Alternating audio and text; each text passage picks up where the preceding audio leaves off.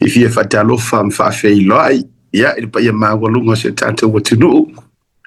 o whele te mawa mai eilo uleo mai e sila mai eifo ili rei teimi wha malo atu malo le soifua manuia malo le langi mama alo fo ili tau atai ia o ambai le rei asu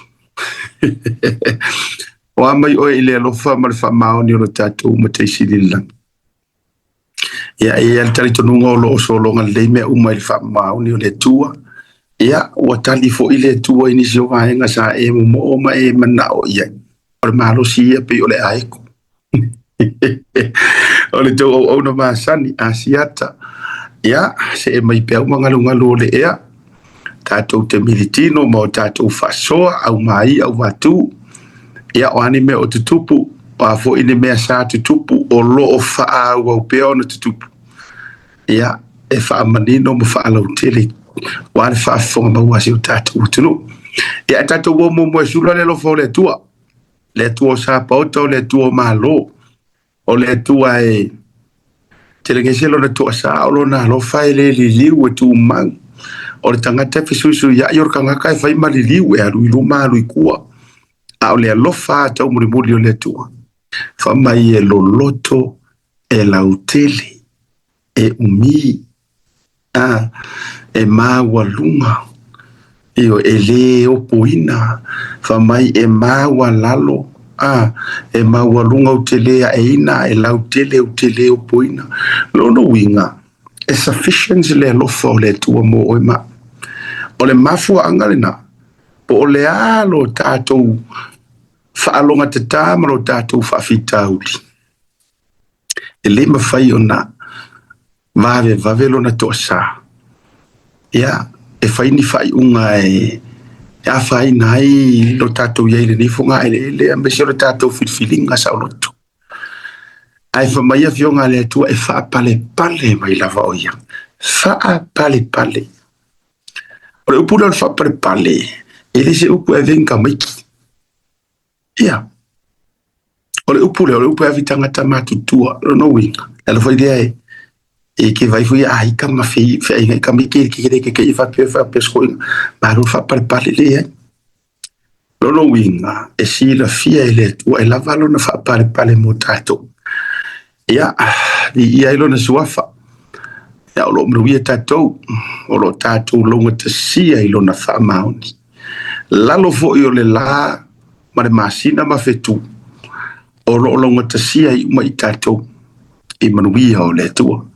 e alfa malo le na fa tu lima amata mai manua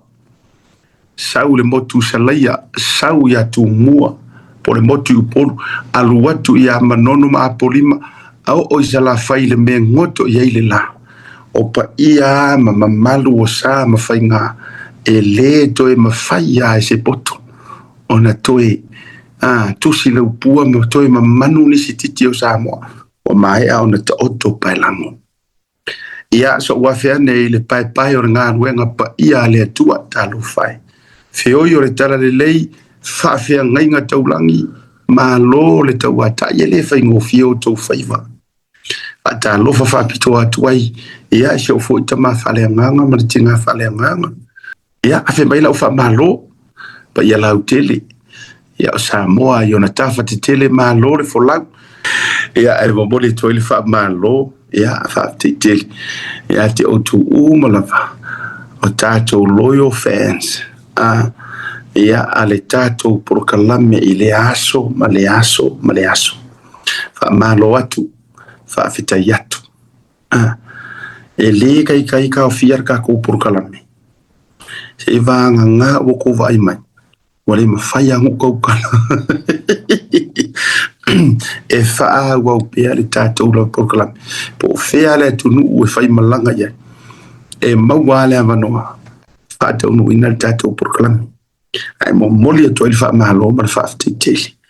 ia te auto malava o e moni loyal fans al tatou proklame le te ia alo le ono sa ma lo le fa to ma lo fo ile lava papale ele fai mo fie wo to ma sani fo il tato tauta ia e matatu mata o ko masangi mo ko sirafia e kau ke alu sa oa ele ai ase me ala fo inga fa pia mai apa ia ku ia ai pai mala fa inga ku alo le tau te koutu luma ai ni vaenga e fia i lot fa afetai o le tele o vaenga na fa ma ite tu tatu proklami le wa fea ele ngata fo tanga le parliament a o nisi o vaenga taua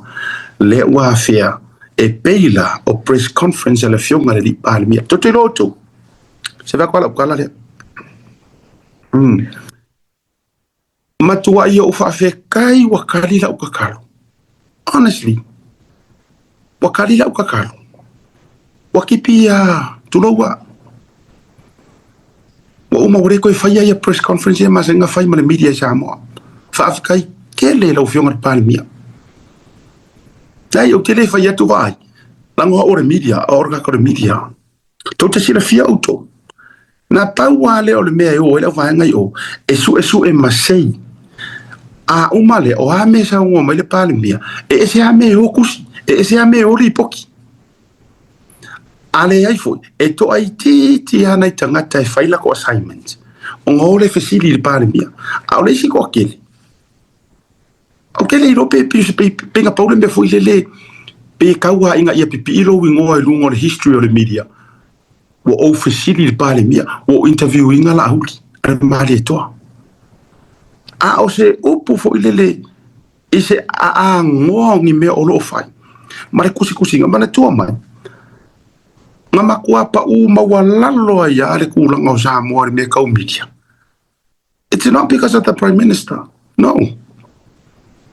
Ya ohangi kako kulang ayo ilunga pe afai ngale uma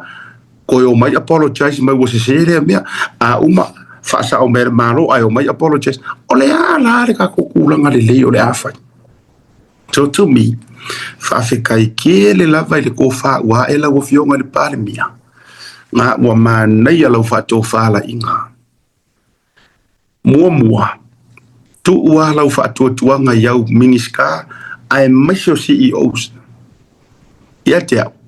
Mana ia fwoi whao ngā mai o CEOs. O i fwoi, e loa i CEOs le lafi. This is another good thing. Because tonight, le whai la kova ai lisi CEO kaka ke hero ngā whaku. Orka ngā ka sa kele e fwoi ka kukala. Ele nga male la inga sa tele tatou tala ile futa mali fo mai or kama kuila ipa or kama olo or kama ai a wan ele mele wo ye ai or kanga o I ka ke lo ai le CEO o ai yar fai nga ma lo e kula i mai e submita ma loyo I longa ka ika I wo kula i mai la foi la fai mai le HRPP la fai mai le SAP la oro ko renga mai ai o kai mi o ngalu si CEO I lalo foi or kai ka inga le HRPP mar kai ka inga le SAP le ko fa uma ko ngi o inga vi foi skam ko lo wa e fio mai I le polisia pa fonu o tu man va e vili ale fo wa vai ku le fo ma kwa loyo la e vile tu lo le fionga fa fonu la o submit ile malo the government of the day la o si ka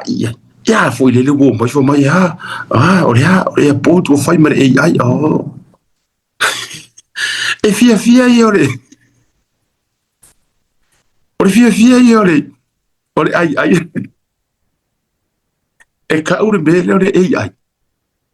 se kaka fa e kule le ile nga mama ina nga pa uma nga vise a na nga ta le fo bo mai fai kalosia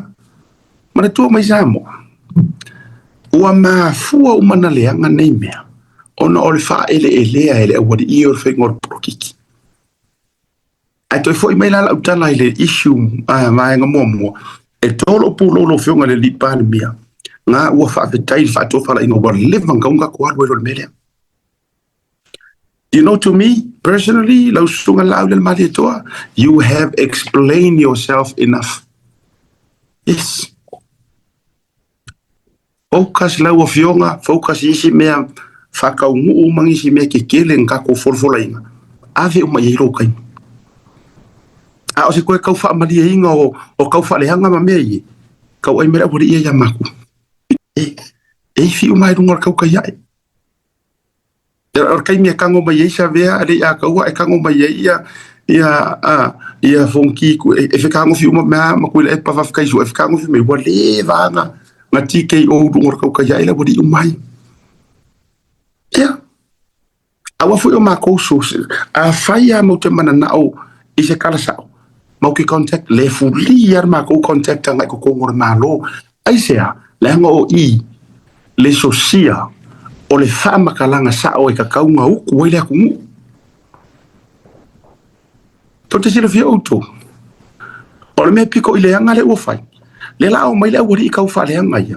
e ka ma fai e fa sufi mo o le tu e sanga kari komu pe lo e fai mai le opposition ai seri o fe foi ko kala fa mai le se longa se le me o so mai makarela o fe ko kala fai fa pena se longa se le me o so mai makarela fa ko apare mi la aule mali to o fe o yenga forfola o fe au forfola nga o e kamare o ankeru fa mai o ngaya o ko witness o le fa sola mai usila kama sa o le kama ko kama ki le eye witness sa o hit and run o lo mu kura na karangor me ngale mai lunga ku risia o video ile mai moso kai me ko evakuara ngai langa fo wa matua mati la tila ile la lolangi lo to wola pelo ma lo to wola fau me ngale ku fa ko fa kai le tu le wa sa o le fo ngale fionga le palmia ka ki mai ya issues ya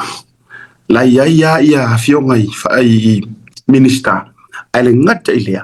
ko sa o CEOs ave CEOs o makanga ruenga e lo hai po CEOs la lafi yes ka ai ma CEOs ya sei mako ko ai ma media e ro FCD sa e ke de fa ko se siku o mai lungar tau te yai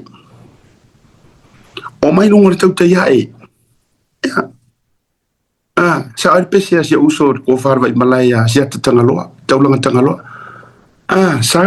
sau ka yai to o mai leva no ai to CEOs o mai lunga i awa fo ile ya le la kusa o lunga i la ko fisi mo ka ko a maka o ele liki e me ku ya io la io fisi li ha nga awa before ke sau lunga ka yai o le waka o ko lo faila o ka o ko le ya awa nei ngalo o le kele o kanga ko ke ngalu tuer ko o fenga ruenga le kusi mai maka umai ia ma umari atau o le CEO le lang moanga o le CEO le pesti fia me o le CEO le lang ya o le CEO le lang ko ngeki mar fa masingo le o le kele o ko so kanga e maka ukia ya e fa si maka ukia o ko so kanga o me foi le fare com medication si so ya tayo ri se pa sunu ko foi vangan ko foi me la kala i press conference fa vite tele lo fiong al palmia you have always stood your ground e ki again si le mele ke le ngakari kasi uma kuila epa wa uma e kari kasi uma kuila epa ele ai umangi fofonga o isi miniska ai fa vetai o ke la longa o le anga ka wasa mai le fionga de palemia se fa ku langa le langa ka pengeka mai a trusting ale le langa e fo ke longa i miniska yes e fo mal executive le ir kai miringai e pulen fiololo anga i kanga ka nga o le fionga ya analosa muripola ia le ufa le tonu ia le fionga ya toelupi pinga pawanga na pawanga onai tangata ia manisi fo ia sa miniska mo ai man ko kele umare wo yai o kanga associate ministers le wo step up e miniska o si miniska fo so se ka peking yala o se auva se ilonga makanga gain longa confidence ia nga makaro le nga okay you can answer sir you can answer madam o se kioko kalifsiki o isi la tangata ye te tau wa no mai lunga kali me fisi lunga media o to yo CEO spa lunga